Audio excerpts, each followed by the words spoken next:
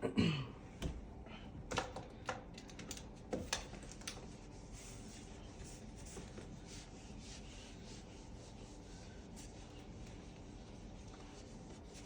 picture this, right? Imagine this.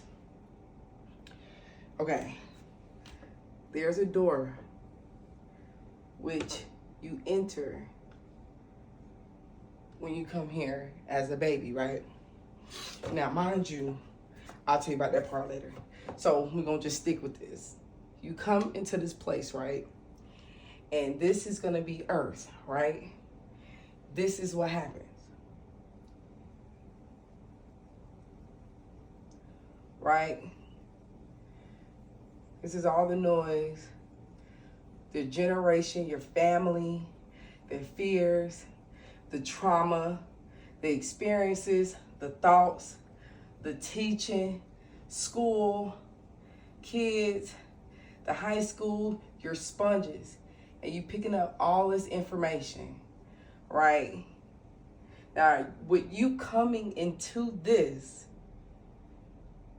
it's creating you to be who you are becoming. And so then, when you get old enough,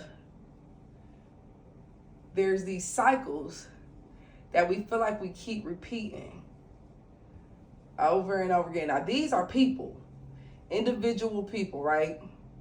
And as we talking about individual people, this is you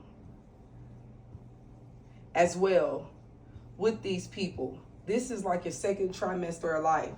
You're probably in your teens and more like 20s and 30s, right? So these individual things are a person.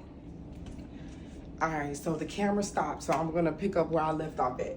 So here you're interfering in people's own personal storms, and you're getting mixed up in it with your storm, you know, and sometimes you can, look at it like a dancing situation where you're in a party and you want to dance with people, say we at the club, and so you dancing with other people, mingling with other people, and the person that you attract to and you stick with, y'all be intimate with, or whatever it is that y'all do, you start spinning with them, and then the mess they got going on, and y'all spinning together.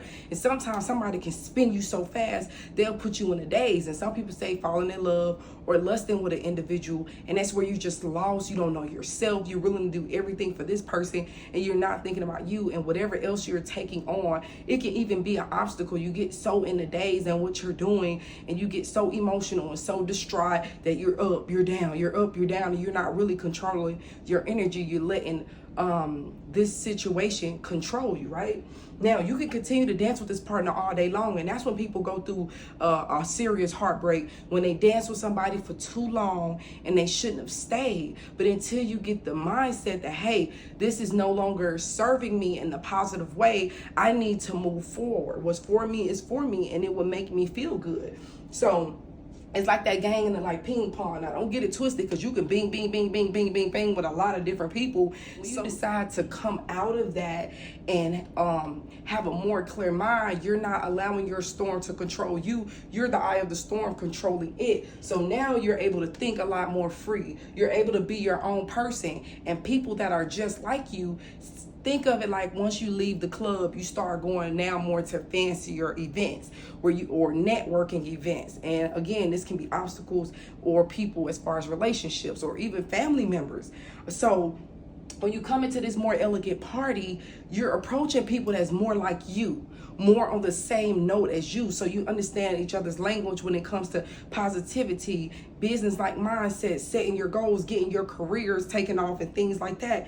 And you're like, okay, these people are honest. Hey, I'm so-and-so, nice to meet you. And then you guys are conversing about what you like, what your boundaries are, what you will and won't accept. And then at that point, you can make a decision right then and there before you spin the block with somebody. And you're like, hey, wait, it was nice to meet you, but I don't think you're for me and what I got going. Move out the way of people's storms. Carry your own load to find out who you are. And when you decide to find out who you are, your mind is more clear. You can start making better decisions for yourself. See, when we're here, we're not asking God for help. We probably ain't asking nobody for help. And I wanted to show you this quick example. Like when you at a point like this with your lip poked out and you mad and you your hands that's on your side, that means you only care about self. That's the attitude that you got. And then when you fall into a season of depression and sadness, you always drop your head and you walk like this, real lazy, hands down, head down, and you don't want no help, and you just so hurt that you don't even see help or asking if help can help you.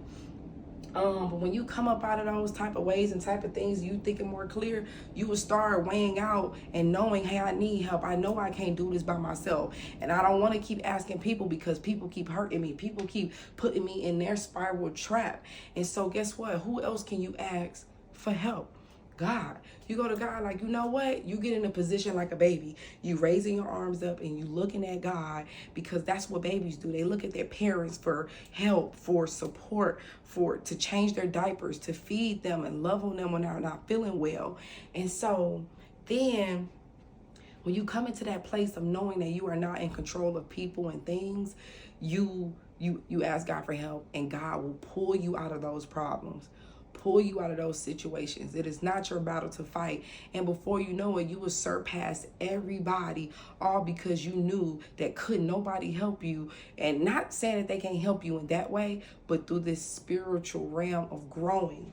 And see, when you ask God for help, that next door that's going to open for you or was waiting there for you could be your husband, could be your wife, can be that big opportunity that you've been waiting on, that breakthrough. You know what I'm saying? And that is a breakthrough when you break through all of this obstacle course, Hunger Games type we got going on here on earth.